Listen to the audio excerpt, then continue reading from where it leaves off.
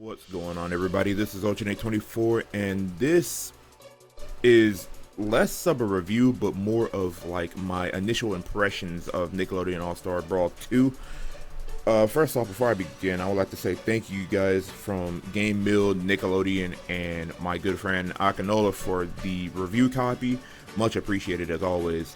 And this is going to be scriptless, so if I start stuttering like an idiot or if I like stumble over my words a lot, I apologize. I'm not really good at making reviews that have to do with a script.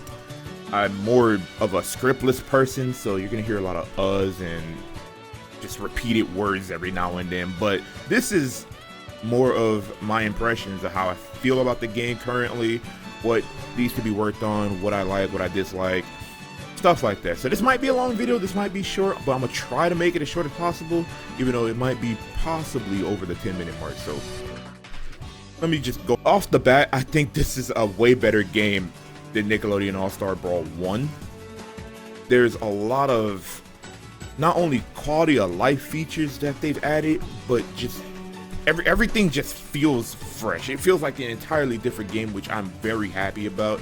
When I first initially saw the game, I was like, oh, this looks actually pretty sick. Like, this looks like Smash Brothers. And to an extent, I was kind of like that with the first game, but the more I saw the first game, the more I was like, I'm not really liking this. Like, it looks weird. And then when my friend King bought me the game, I played it. I was like, okay, it's fun. But then you go online, and it's not that great.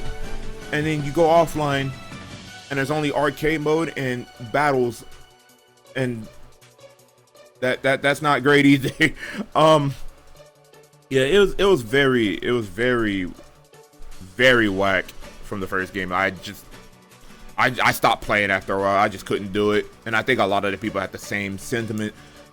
With the second game, not only is there stuff to do, like the campaign mode, which I'll talk about in a little bit. There's arcade mode, like usual. There's a boss rush from the campaign mode. There's mini games, which I think they're going to be adding at some point. There's actual stages that are mad fun, and then if you want to actually fight in a 1v1 setting, there's different variants of stages where it gives you like a battlefield, a Smashville, a Pokemon Stadium 2, a FD, and then there's a whole section where it's not that many stages, but there's a whole section where you can actually pick the tournament legal stages, or the tournament legal, or the tournament viable stages at the moment, and I believe they're going to be adding more later, which I think is pretty cool. I also want to think that's the rank mode stages that you see whenever you like get into the game. I'm not 100% sure. When I went online, there was only one person. I played them, and just off rip, I think the online is a lot better than the first game as well. Like, there was no like crazy rollback or anything like that. It felt very smooth. All right, my initial thoughts with the campaign mode. It's good. it's really good. I probably dropped 10 hours in this game, and probably 7 to 8 hours of those is me doing the campaign. It starts you off as SpongeBob and Patrick, and you guys are teaching each other how to blow bubbles and everything, and then this time rift happens. You've probably seen it in the trailer. The time rift happens, and you get sucked into it, and you get sucked into this hub world where you meet Clockwork from Danny Phantom, and he's explaining to you that, yeah, Vlad Plasmius is messing up the entire space-time continuum. You're gonna have to stop him, all this extra jazz. And so you go through this roguelike progression arcade mode type deal where you fight enemies from different universes from Nickelodeon. Like, the cool thing about it, I'm not trying to spoil too much, there's a few enemies that I didn't think were gonna be enemies in the game. Like, one enemy that I found, well, let me just get the obvious out the way. You know, the foot ninjas from TMNT, they're enemies in the game, so that's a given. But there's enemies that you would never expect to actually be enemies in the game. There's an enemy from SpongeBob, of all things, where, I don't know if you've seen the episode well, y'all probably had if you see SpongeBob, but the episode where Squidward buys the pie from those pirates, those guys are enemies, and they have like a 3-hit combo, and they actually throw the bomb pies, which is pretty cool. I actually really enjoy stuff like that. That's pretty cool. And like, there's jellyfish enemies as well. Like, those are kind of like the fodder, if anything. But there's a decent amount of enemy variety in this game, and I want people that are getting the game to experience that. I think you're gonna be very surprised, very shocked. Like, whoa, those are enemies. That's cool. Like, I'm fighting these, and some of them are annoying, I guess, as they should. Overall, though, I think campaign mode was a really good call. I think this is probably one of the better campaign modes that I played in a platform fighter. Like, doing a roguelike style campaign mode, pretty smart. It definitely adds the replay value. And the way, I forgot to mention, the way you actually unlock characters. Because yes, you have to unlock characters in the roguelike campaign mode, but if you play anything else, like either training mode or like the arcade mode, or even just doing regular battles, like, you have everybody. Like, you just have everybody off rip. But you gotta unlock characters in the roguelike mode. And the way you do it is that you just gotta encounter that enemy, and then once you beat them, you unlock them. It's kind of like Subspace in a way, where you find that character, and then once you beat them, so you just have them in your party, or something like that. I forgot. I haven't played Subspace in a while. Other than that, I think that's it for the campaign mode. Like I said, I think if you're planning on getting this game, today, by the when this video comes out, it should be out. But if you are planning to get this game, I say go ahead and try out that campaign mode. It's really fun. Do a lot of stuff with it, like try to unlock every character, mess around with the meta progression. It's a good time. It's a good time overall. You have some of your other standard stuff, like your battle modes. Cool thing about it, I think I already explained it, about how you can make different variants of each stages. Just like Smash Ultimate, you can actually set different, or you can actually create different rule sets and not having to actually make them whenever you turn the game on each time. So what I did is I have 4 different rule sets. I have singles, doubles, I have casuals with stock, and casuals with time. So that way, if we're playing with friends, and you can also do this online too, so they do save online, on the character select screen or in the lobby, you can actually set the game mode with the press of a button if you have them saved. So if I'm playing offline, all I gotta do is just hit triangle, and we're just like, hey, if we want to do doubles, hit the button, and then there you go, it switched to doubles.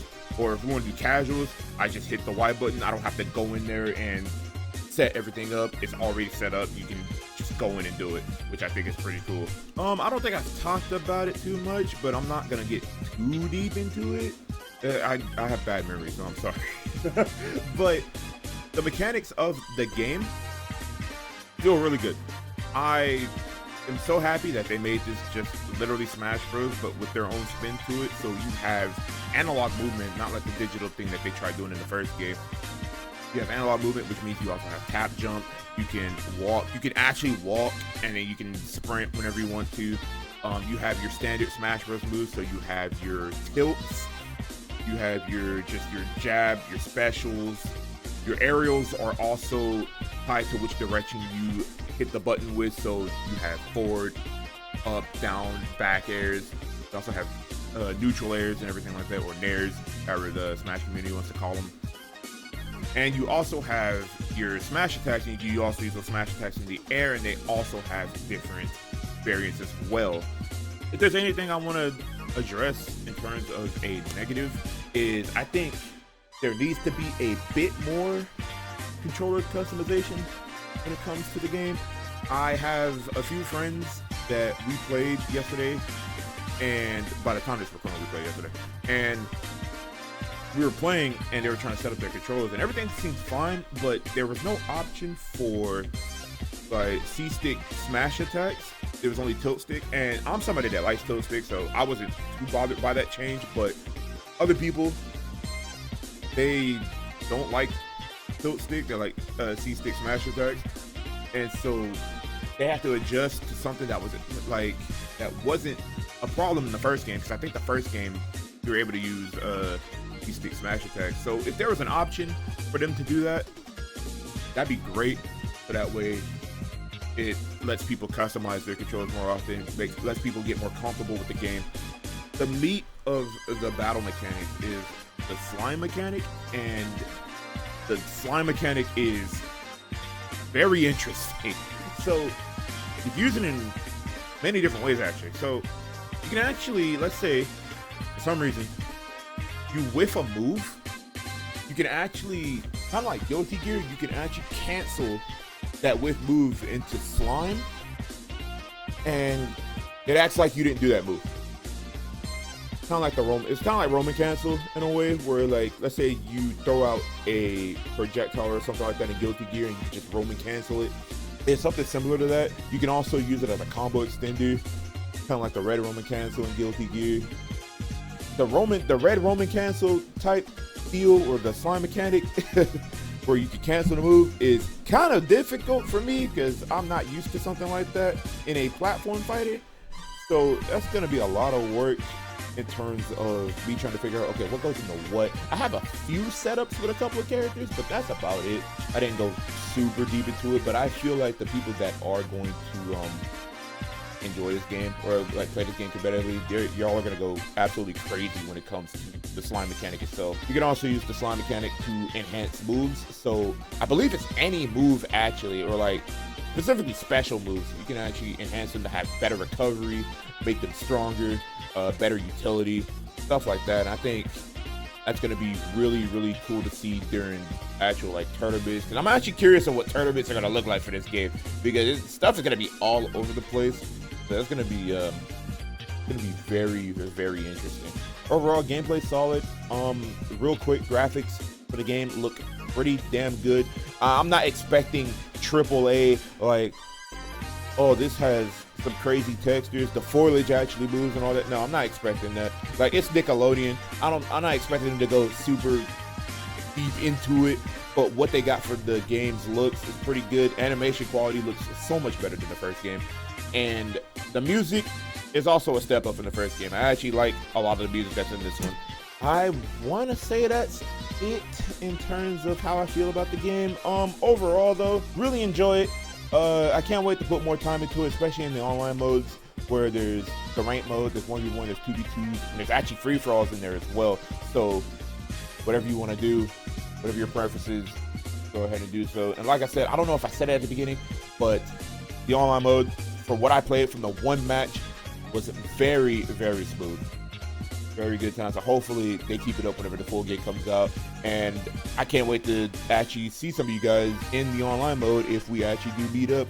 And I will be streaming this from time to time. Since I actually do enjoy this game, I will be streaming this from time to time just to mess around. And forgot to mention, this also has full-on crossplay.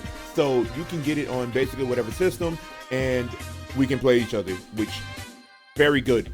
Very good. I think more fighting games, more video games that have online multiplayer components need to have stuff like that to make the longevity of their game, you know, actually worth it. If I have to give this game a number rating, it'd probably get an 8 for me. This is actually a pretty good platform fighter.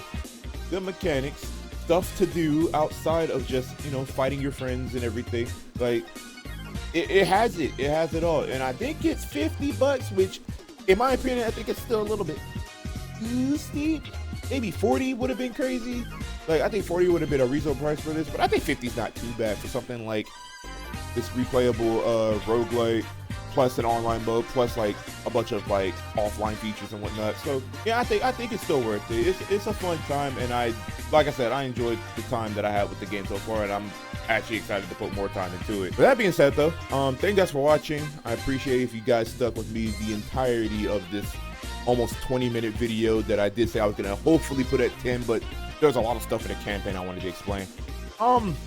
If you guys want me to upload more gameplay of this, let me know in the comment section below. Like, I do not mind. I'll actually like either get some gameplay of my friends, and we will continue to actually, you know, just keep the channel filled with some Nickelodeon stuff. Hope you guys have a good rest of the day or night, wherever you're watching this at, and I will see you guys next time. Take care, people.